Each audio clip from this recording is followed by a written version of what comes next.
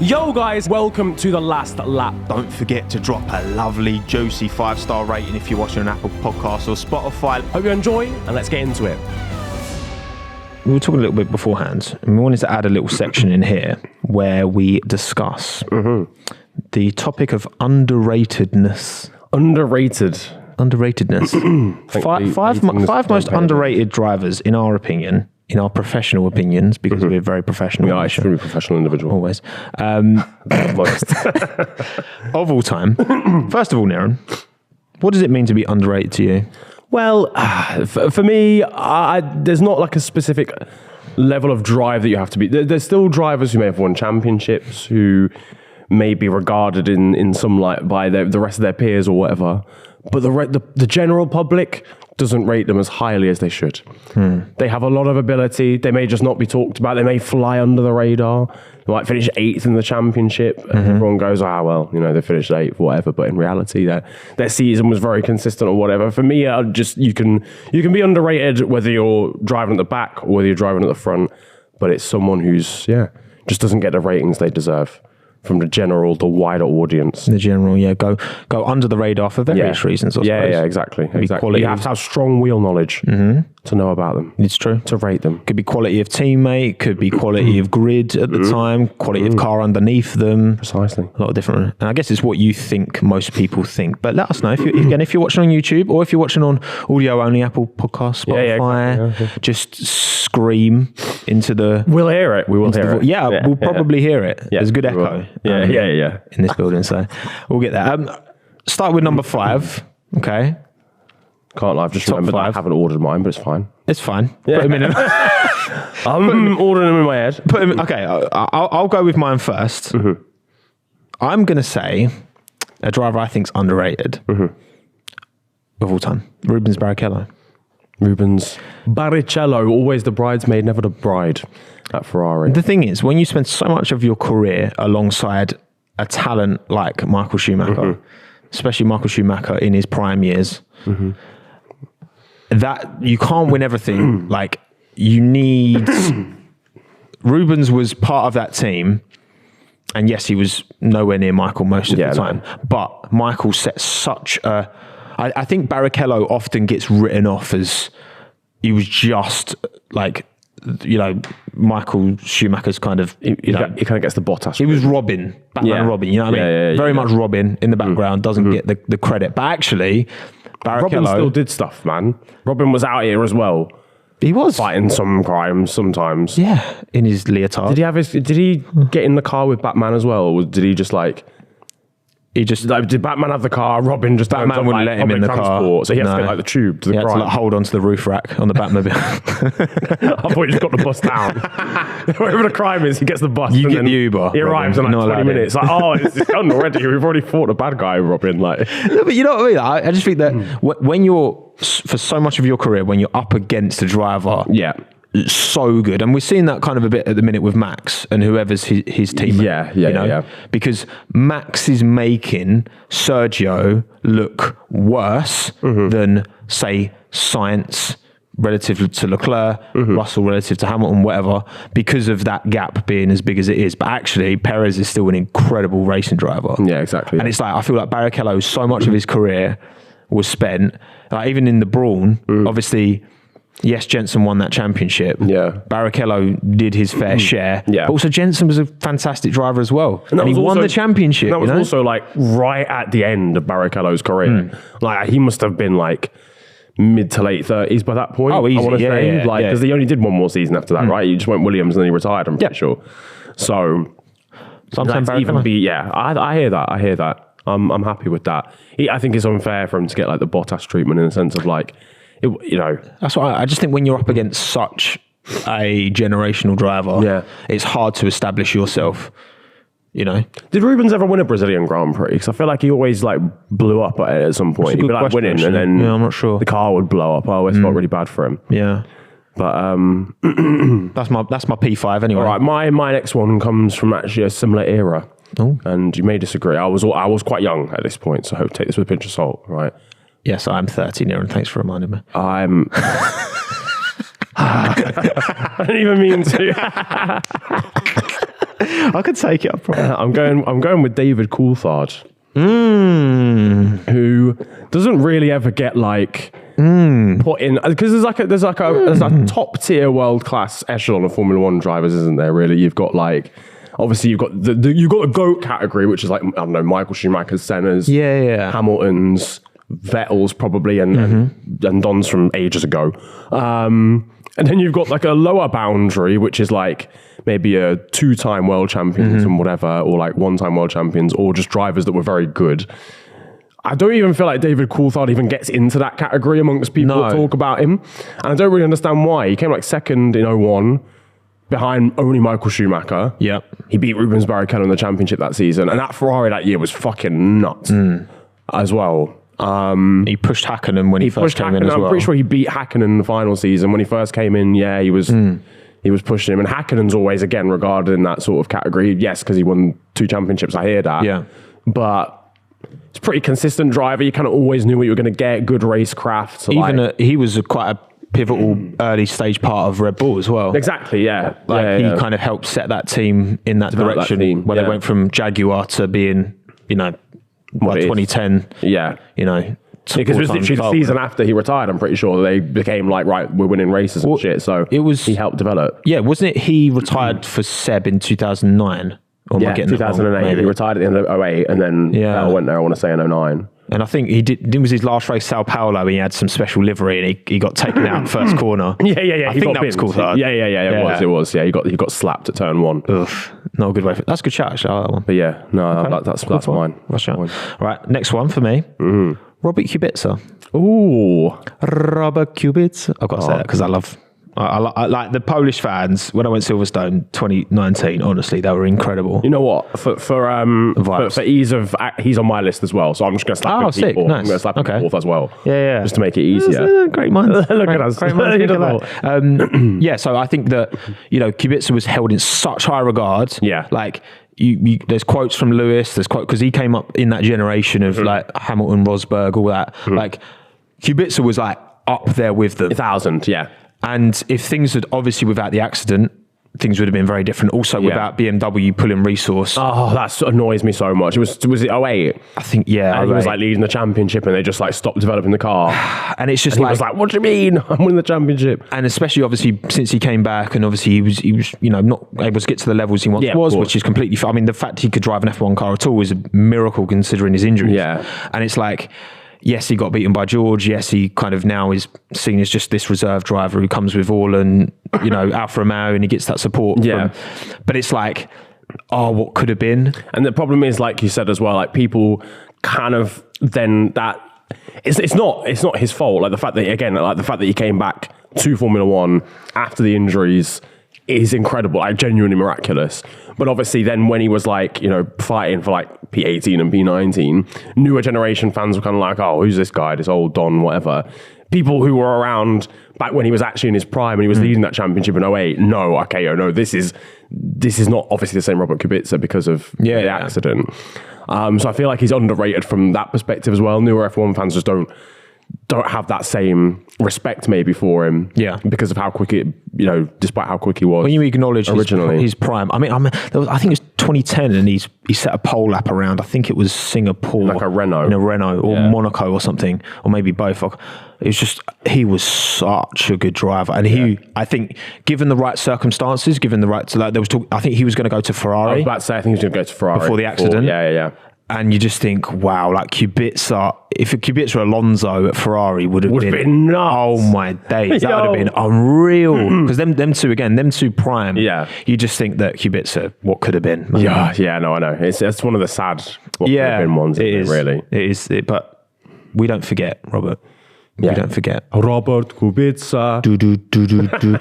When I went Budapest, oh man, is it? The Polish fans were loving it. I think it was in 2019. Love that. And all the Poles were there. And they were just chanting his name all race. Literally, like he's running 18th, and you can't hear anything else but just Robert Kubica chants from the crowd. It was so sick. He deserved his own full-scale Orange Army. He did. For sure. Yeah. All right, who are you putting third on your list then? All right. Well, you know what? I'm keeping it kind of. I'm actually no. We're going to go a little bit more like recent times for my next one, P3, and this might be a surprising one. It's often maybe a small sample size, but Daniil Kvyat. Explain. Because now look, I know he was a tiny bit accident prone when he first went to Red Bull, but like torpedo and all that jazz. But I think that was harsh as well. I think that was harsh. That demotion, if we're going to be totally honest, was not because of Daniil Kvyat not being good enough, because he beat Ricciardo 2015. 2015, sorry, yeah, he did. So he beat Daniil Ricciardo 2015, who just come off the back of beating a 4-time world champion, Seb Vettel, in a Red Bull. Very impressive. Like, we regard Daniil Ricciardo as one of the best drivers of this generation. Got beaten by Daniil Kvyat in his first season in a Red Bull. The reality is he was demoted to Toro Rosso because they were like, let's just get Max in. It wasn't because of how bad Daniil Kvyat was. They just needed they needed an excuse. That crash that weekend in Sochi was an excuse to go, right, let's just pull the plug, get him out, get Max in there because we know he's the future. And Max is generational. But that doesn't mean that Daniil Kvyat wasn't... Circumstances definitely went against him in that. Yeah, 1,000. Obviously...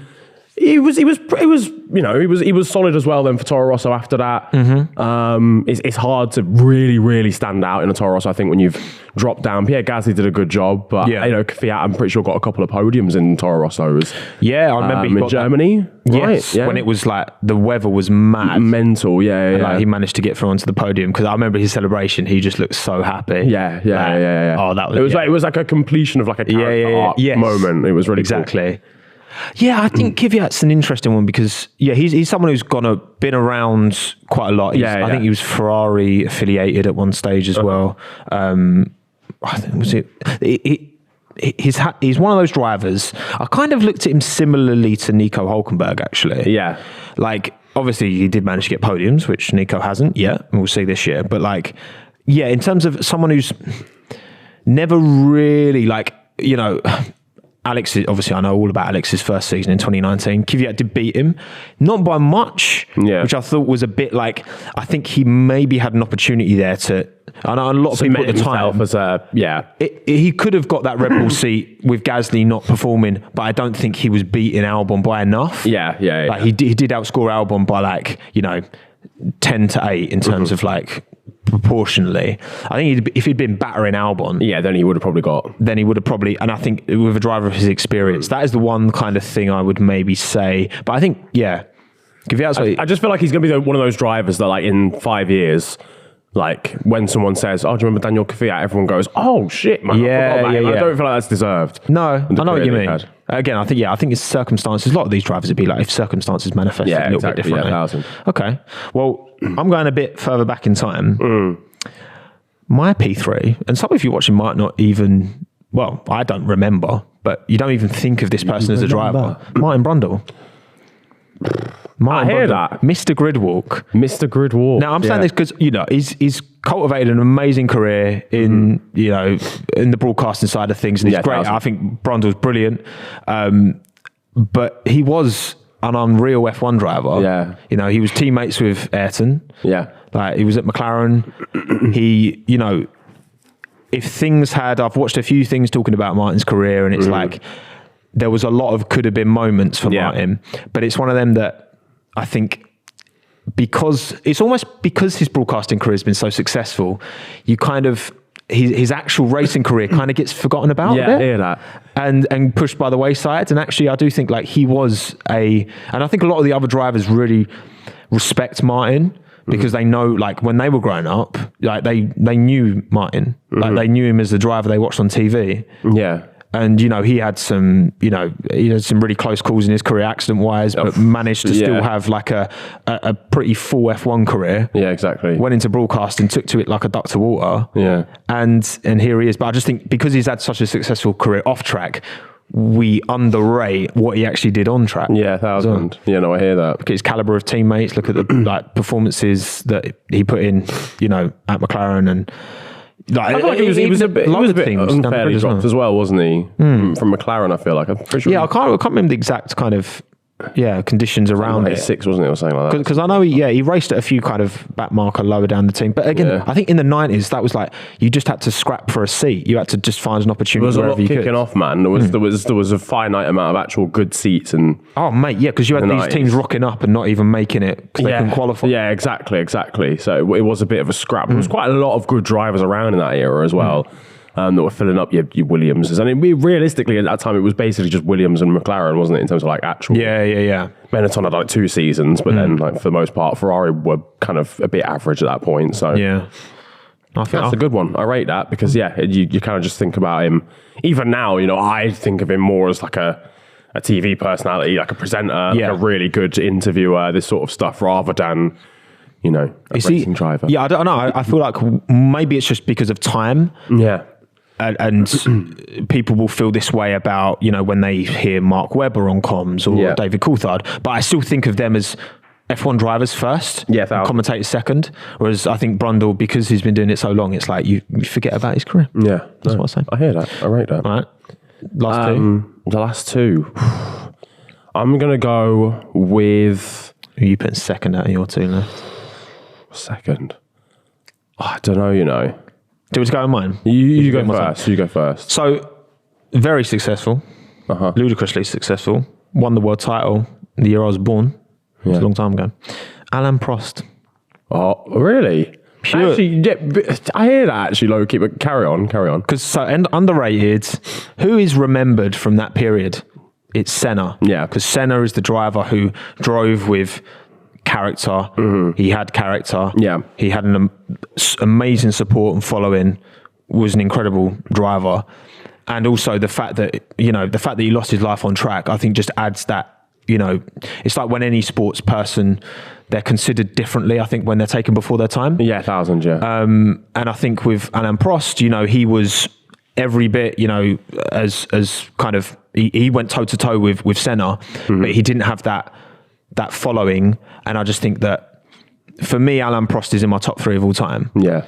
And I in my opinion, he was the more complete driver. I think Ayrton was the quicker driver, but I think Alain, everything into account, I would, if I was a team principal of the time, I would have taken Alain, even though, he had his fair share of, controversies with Ferrari and, but the fact that, you look in 93, he was able to come back after a year off, win that title. Yeah.